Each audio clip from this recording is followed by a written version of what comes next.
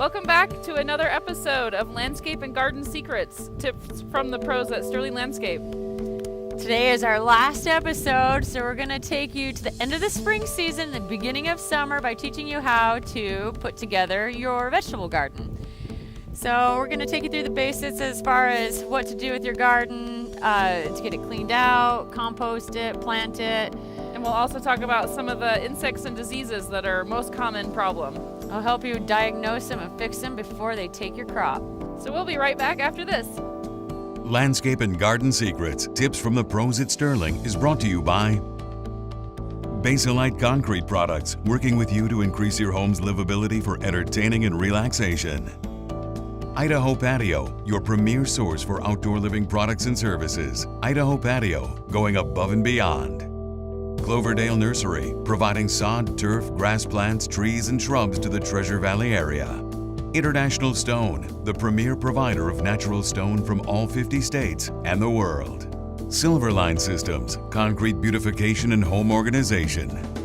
And by Sterling Landscape Design, Construction, and Maintenance. Whether you want a full backyard makeover or a personal gardener to keep your flower beds, there is no project too large or too small. It's no wonder that our customers and design partners are singing our praises.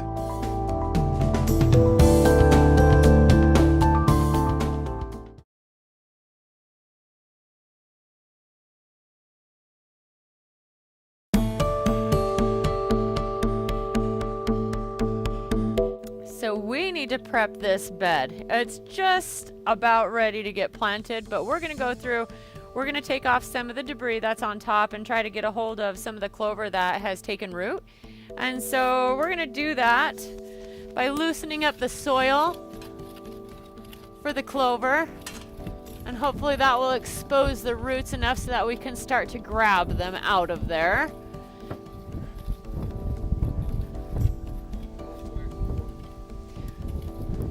It's important to get them out by the roots because they are prolific spreaders. So if you don't get them by the roots, you've still got the plant intact. It will still come up. It reproduces by seed, and you're going to be fighting that all season long using herbicide and all that kind of stuff, which most people don't want to do in their garden since they're eating the plants. Yeah, so get all the roots. You only have to do it once. And some of you may think, well, it's plant material. Can't you just turn it under for compost? And the fact is, if it's just a plant, then it's not compost. And you're just taking away the nutrients in the soil. They're all going to be bound up in composting that plant material. And they're not going to be available for your plants to use for your garden that you want them to use. So yeah, if you have grass clippings are a big no. They have a lot of chemicals. They compost really slowly. If it looks like debris, that's all it is debris. It's not compost. Send it to your compost pile. yes. And when it looks like soil, then you can use it in your garden.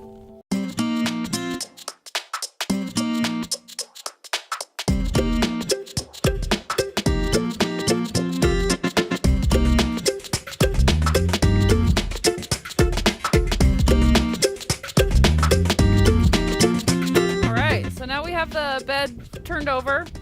You want to make sure and turn your soil to a depth of 8 to 10 inches.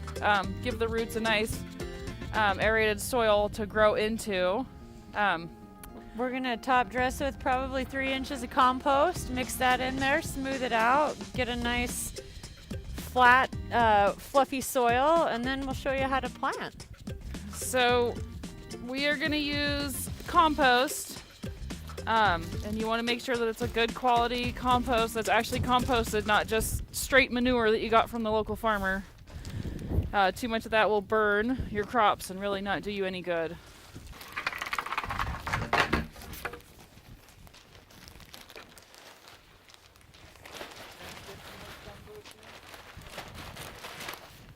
So in this particular garden, we have native soil, we've got compost, peat moss, a lot of organic material, and we've been turning over a ton of worms, which is a good indicator that you have a very healthy soil ecosystem.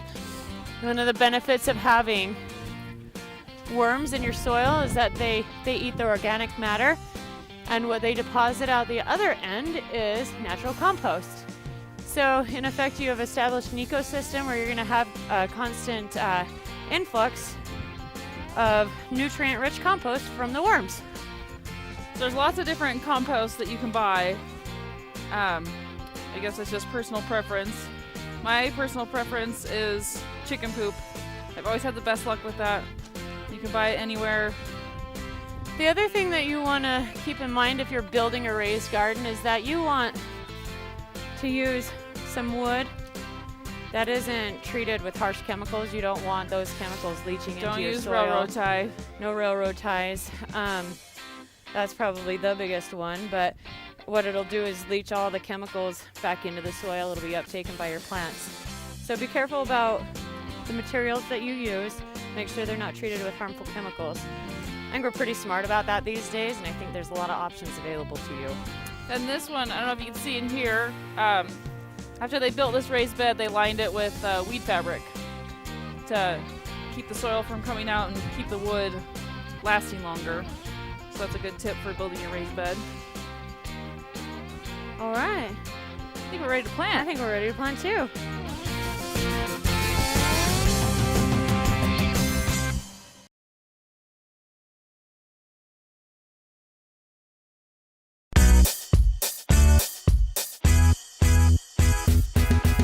So we've gotten everything kind of positioned. We've put a lot of thought into how we are going to position this garden.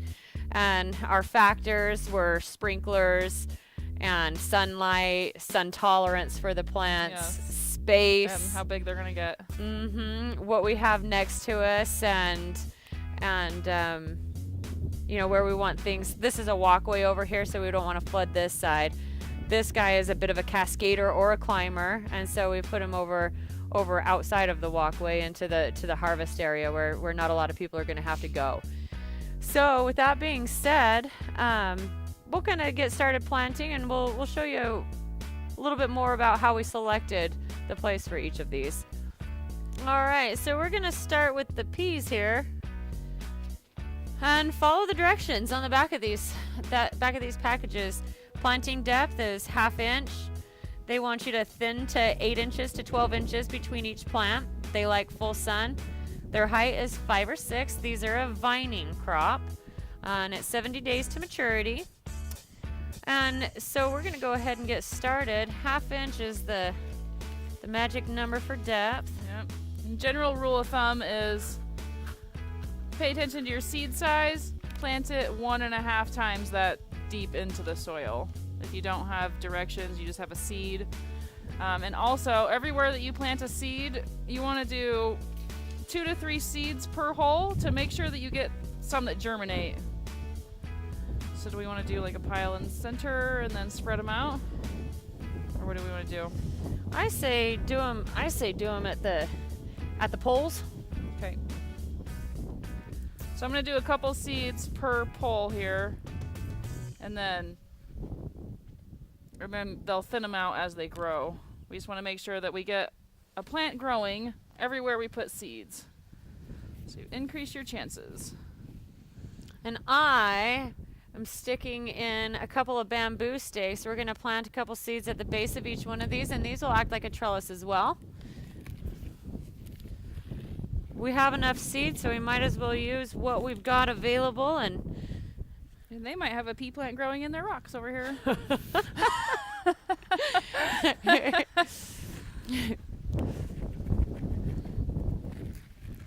All right.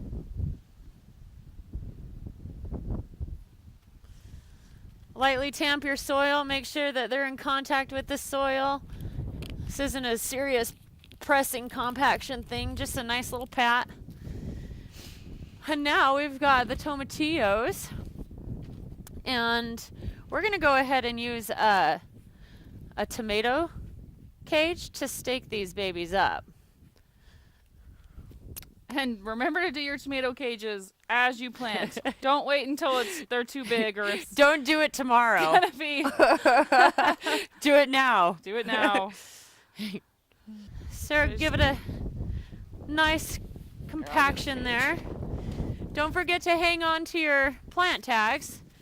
If you have a real winner, something you really like this season, you'll never remember from this spring to next spring like what you planted. So make sure you save your tags, put them at the base of the plant, and they won't get lost. That is extra grande. I know. See, it's huge. Should we go medium?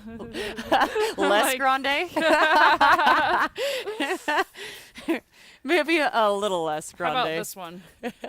I like it.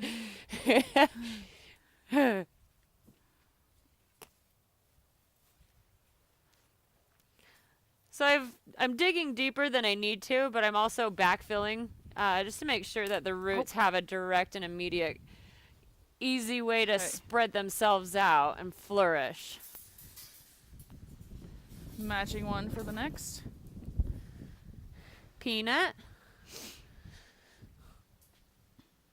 Should we use the Super Grande for the tomato? Yeah, maybe. It's an early girl. You think that we should? It's an indeterminate. Let's do it. All right, I'm going to stick this cucumber in over here. And this one's got 2 plants in this one pot. And I think it's just fine to just let them grow together. You can just grow in opposite directions or with each other. If you didn't want that many, you could certainly pluck one of them out and leave one of them in there.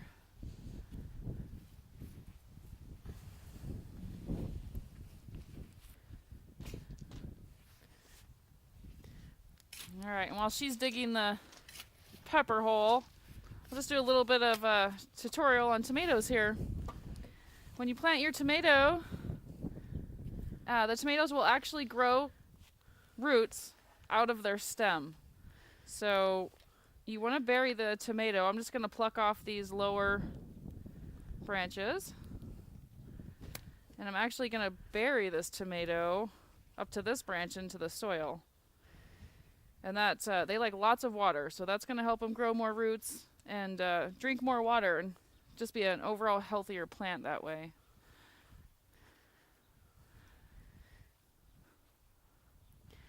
And Eva's got an indeterminate tomato, and you'll find all the different varieties will list either determinate or indeterminate.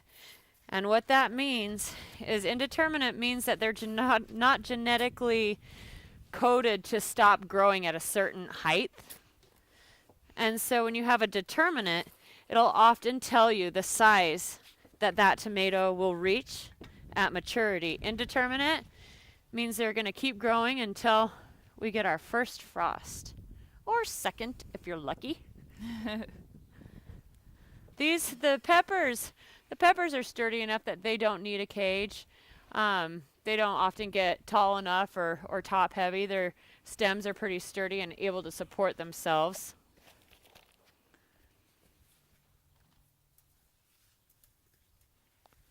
Don't push on the ring. It's already broken. There we go. All right. And then just come out and check your garden once in a while and make sure that it's growing up through the cage and not out the side. And now for our Walla Wallas.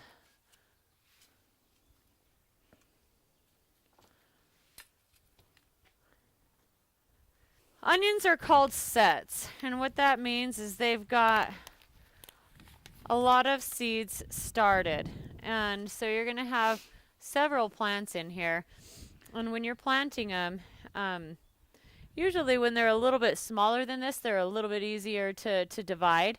So we're going to do our best here, but you want to separate the individual plants out. Each one of these plants is going to develop the onion bulb on the bottom. Make sure you plant them far enough apart that you have plenty of space.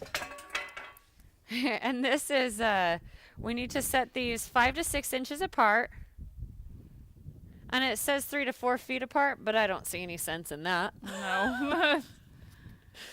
So it's easy just to make a small trench, either with your hand or a shovel, and then we'll just lay them in the trench and then close it with our hands when we got them all in there.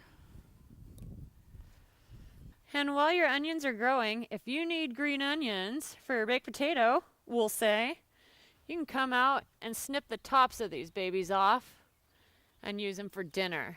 You can buy onion bulbs earlier in the season, and those are just like your daffodil, tulips, you know, just a baby onion, and you can go in and pop those in. Walla Wallas are often sold in sets, and so you can typically get white onions, red onions in packages, but they also have quite a few, and we're talking like 75. So if you've got a big spot, that's the perfect way to go.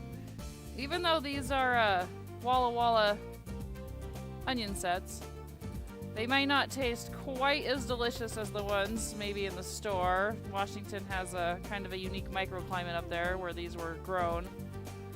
They're still going to be great though because they're grown in your own garden.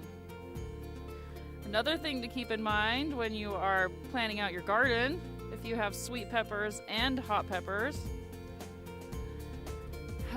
in theory you're not supposed to plant them together, so they will cross-pollinate, and possibly your sweet peppers may not be so sweet and your hot peppers may not be so hot.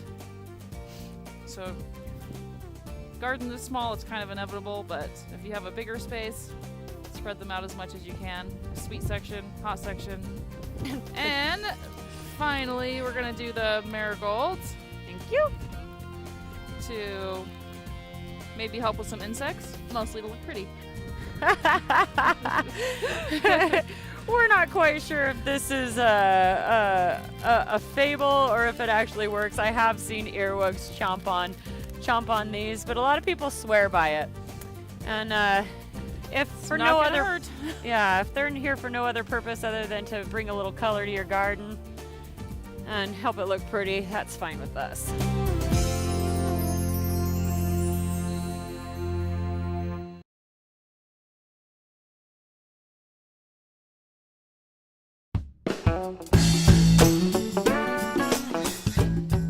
If you've ever seen a tomato hornworm, you won't forget it. They're enormous. They're either brown or green, and they actually do have a horn on them. They're fat. They're big guys, and they'll start chewing on your leaves and everything. So your best way to handle that is inspect your plants. Spend some time in your garden. Make sure everything is getting nutrients and water, and that you're able to spot things like the tobacco hornworm. And when you see them, take them and throw them away. Yes.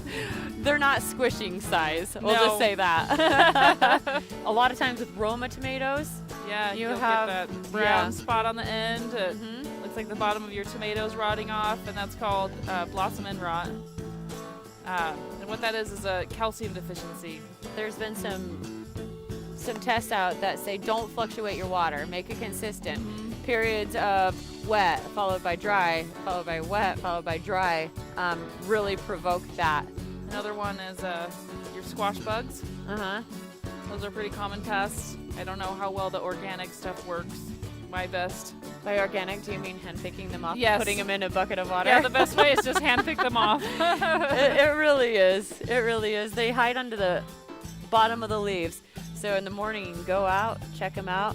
They're kind of creepy. They're true bugs. They're Yeah. kind of gross, but they're harmless.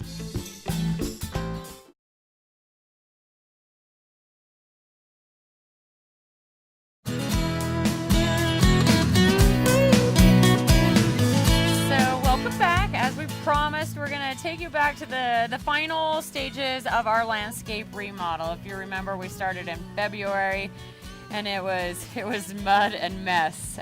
So we're going to take you through the various aspects and show you what we've come up with at the end of the day. Yeah, show you what your backyard could be. So coming straight off the kitchen, we have our main entertainment area. We've got the lower patios for sitting, mingling. We've got the sound of the pond.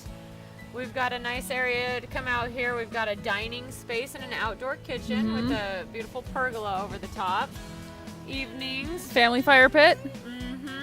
Maybe the party transitions basically to these three tiers. You've got your fire and your ambiance. You've got your your waterfall with the sound. It's not too overwhelming, but it's definitely a good background noise, very relaxing. You have all your beds with plants to soften the hardscape, make it a little more comfortable. Yeah, you can see the finished product of the crushed granite is more of a sand type material, so it does compact pretty hard. Great for riding their bikes and stuff on. You're not gonna have to do too much grooming in the long run with Yeah, that. pretty weeds easy. Don't like it. And the old plant material or the existing plant material is definitely mixing with the new. All the trees back here, right off the patio, are obviously the new. We've got an assortment of perennials and ground covers to soften the hardscape, like Eva said. But then what's nice is we have the existing trees where we're gonna have that more mature landscape feel. And it's old mixed with new, and I think it works really well. Yep.